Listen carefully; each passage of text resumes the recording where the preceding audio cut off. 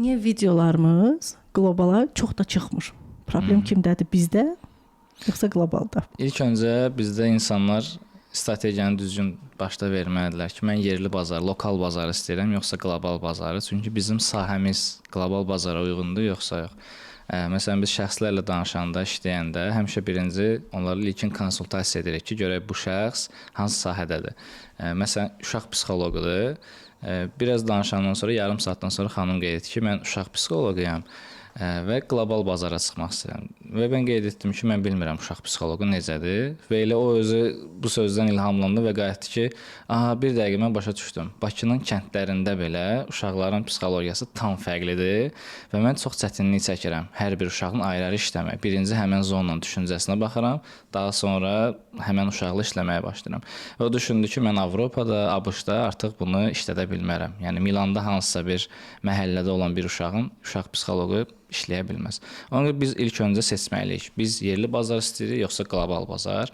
Və biz bunu həmişə həm şəxsi brendingdə, həm şirkətlərə soruşuruq. Sizin hədəfiniz haradır? Yerli bazar, qlobal bazar.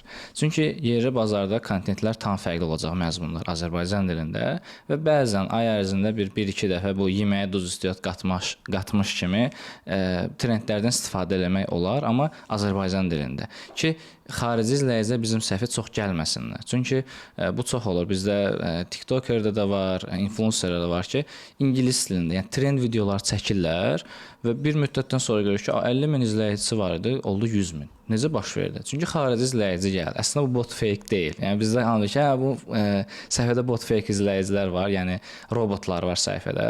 Bəs elə deyil. Gəlir Pakistanlı, nə bilim Avropalı, Hindistanlı ki, məsələn filan kəs bir trend video çəkib, mən bunu izləyim. O artıq baxmır da, Əlidir, Vəlidir, Johndur. O baxır ki, bu trendi kim yaxşı çəkib? Hansı ölkədə fərqi yoxdur. Çünki ingilis dilindədir və o başa düşmür. Başa düşür. Amma Azərbaycanlı o trend videonu çəkəndə o başa düşür və biz onu istəmirik. Niyə? Məsələn, mən influencer blogerəmsə, mən yerli bazarda auditoramı hazırlayanda artıq mən şirkətlərlə işləyə bilərəm burada. Amma mənim səhifəm artıq xarici izləyicilər olsa, mən gərək qlobal bazarda işləyim. Belə bir dəfə case olmuşdu. Bir rəssam idi Azərbaycanlı, 25 yaşında. 500 min izləyicisi vardı. Və qeyd etdi ki, mən bəs burada yerli oyal, bir də off-site əməkdaşlıq etdim. Bəs qələm, nə bilim karandaş, nə ki mənə lazımdır rəssamlıq üçün aldım. Paylaşdım, video izlənmədi. Çox az izləndi. 5000 izləndi. Halbuki yarım milyon izləyicisi var. Və mən səhifəsinin analiz edəndə gördüm ki, məşhur futbolçular, Cristiano Ronaldo, Messi və yaxud filmlər çıxmışdı, Oppenheimer, Barbie və onları çəkib və videoları 20 milyon izlənir. Viraldır, qlobaldadır. Çünki yağlı boya kimi rəssamdır. Mən ona qeyd etdim ki, sən artıq xarici bazara fokuslan. Xarici bazarda qlobalda olan karandaşdır və yaxud digər sənə lazım olan alətləri ala bilərsən. Elə də oldu. Daha çox tanınmış brendlərlə onda deyirsiz çalışsın. Yəni Oyal onun üçün balaca idi belə deyək. Yox, çünki Oyalın auditoriyası Azərbaycandır. Qlobal bazar axı Oyal tanınır, qlobalı tanınır. Ona görə artıq səhv istiqamətə getdi və indi artıq üzərində işləyir. Yəni bu bir növ brendingdir. Yəni biz ilkin başda biz seçməliyik ki, bizim brendimiz yerli bazar üçündür, yoxsa qlobal bazar üçün. Çünki bu кейslər çoxdur, bu vəziyyətlər bizdə olur. Məsələn, Nüsrətlə Cəzini Burak hamı tanıyır qlobalda, amma Türkiyədə indi tanınırlar.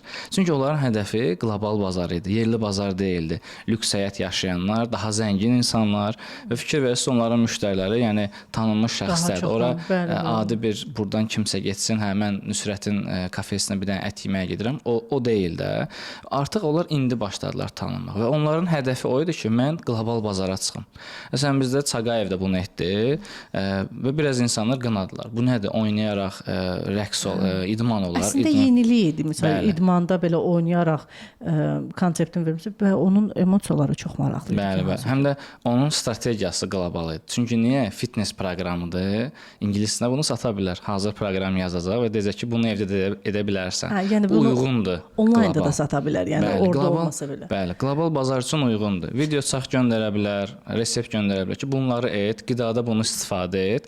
Bu uyğundur. Məsələn, indi Çağayevi indi başladılar tərifləmək. Bizi fəxr edirik Özbəkistanda, Qazaxıstanda, Türkiyədə, Dubayda maşın hədiyyə etdilər, ev hədiyyə etdilər və artıq insanlar ki, uğurlu insandır axı, biz onu dəstək olaq. Amma halbuki əslində heç bir mənfi hərəkət etmir, cəmiyyəti mənfi istiqamətə yönləndirmir, əksinə daha sağlam həyata yönləndirir.